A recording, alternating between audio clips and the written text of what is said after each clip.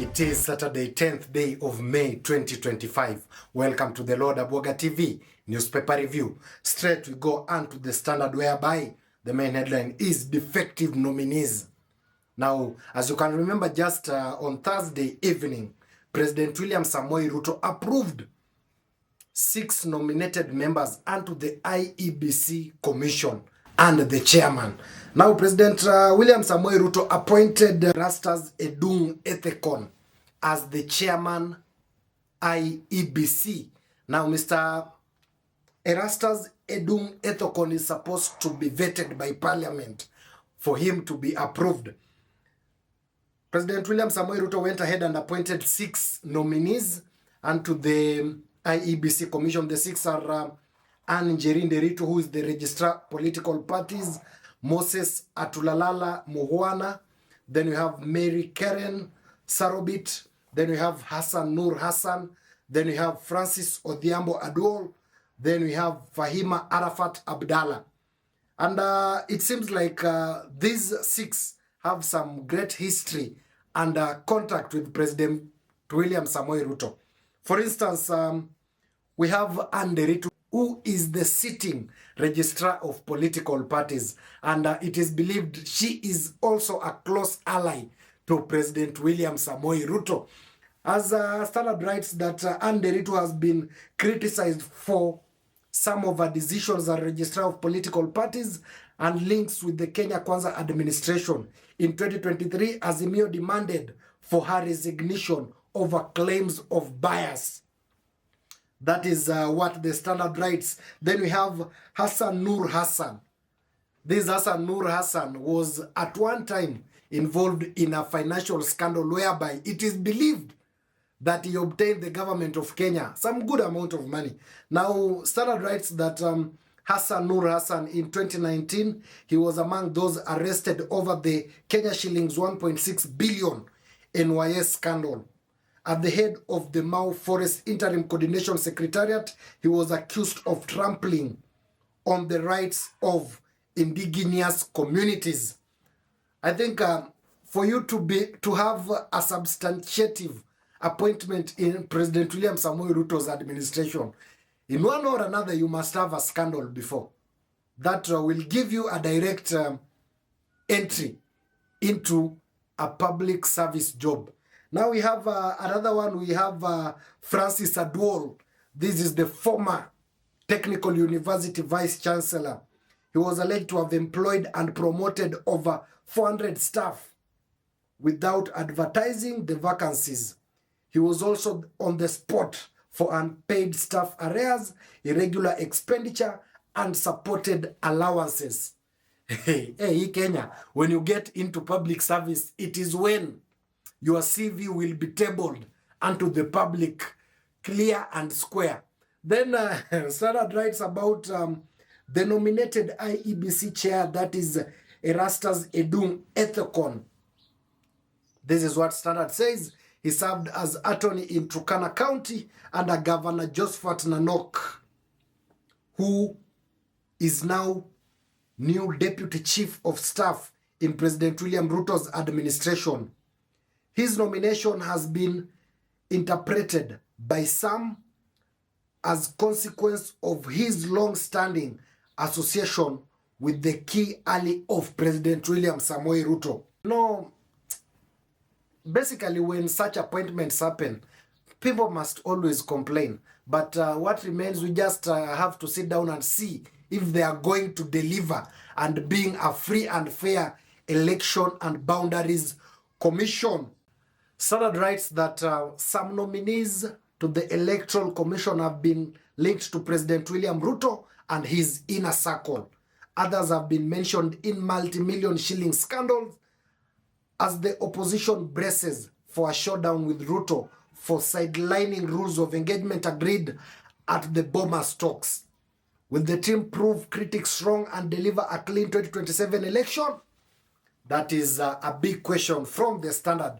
I think we should just give them time and see if they are going to give a free, fair and credible election in the year 2027. And before we come to 2027, remember we have quite a good number of by-elections that are supposed to take place.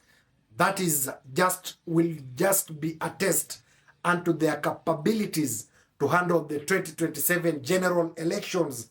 Straight moving on to the Daily Nation, the main headline is Gachagua win big.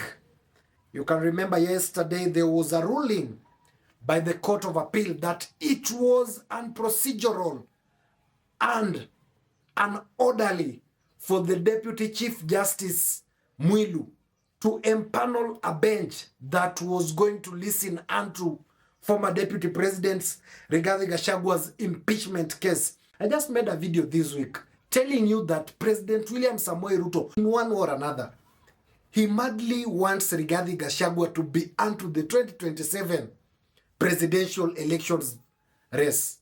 Now, President William Samoei Ruto is going to work behind the scenes to make sure that Rigathi Gachagua is cleared, that is clean, that he was impeached and procedural, so that Rigathi Gachagua can be tempted to come unto the 2027 presidential elections contestants. You see, as it stands today, Rigathi Gachagua cannot be elected as a president of the Republic of Kenya. That is a fact. But he can be a serious force to push behind a candidate that can dethrone President William Samoei Ruto. That is a fact. But as it stands today, President William Samoei Ruto is seriously working behind the scenes to make sure that Rigathi Gachagua is cleared so that he can get the temptation of contesting as a presidential candidate. And if that one happens, as I told you before, then President William Samoei Ruto will just smile unto the 2027 presidential elections, because Rigathi Gachagua does not present himself as a presidential candidate who is for the good of taking Kenya to the next level. It's not that Rigathi Gachagua is not useful. Rigathi Gachagua is very useful. If he can bank and support a presidential candidate that is chosen by the opposition, but not himself. Rigathi Gachagua is standing out like Raila Amolo Odinga. You know, when Raila Amolo Odinga supports a presidential candidate, he's likely to win, unlike himself contesting for the very presidential seat. Now, Rigathi Gachagua is in that class, like Right Honorable Raila Amolo Odinga. He is always powerful when he supports a candidate for the presidential top seat, unlike himself contesting for the very seat. This is what the Daily Nation writes. Former Deputy President Rigathi Gachagua's legal battle against his impeachment gets a boost after court orders hearing of the case afresh in a decision that could have far-reaching implications. You see here now, Supreme Court's orders that this case should be listened unto afresh. What does it mean? It means that from the start, this case was not handled in the right manner, despite the fact that it was a political activity and Rigathi Gachagua chose to run unto the courts. The courts didn't give Rigathi Gachagua a fair hearing. The Court of Appeal is alluding unto. Now, there is a tightrope there.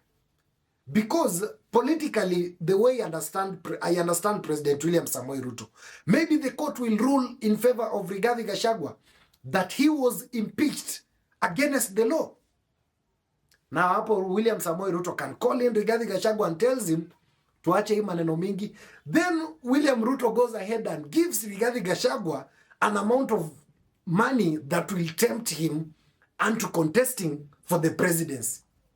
You know, that is just but a card that is at the disposal of President William Samoei Ruto, just to tempt this opposition that is turning out to be a force that can dethrone him and from the presidential seat come 2027. That is how it is. That is how it is. So, hapo itabidi opposition ikae ngangari and they just not be tempted unto greed, because if they fall into that trap, kitakuwa kimewaramba round 1.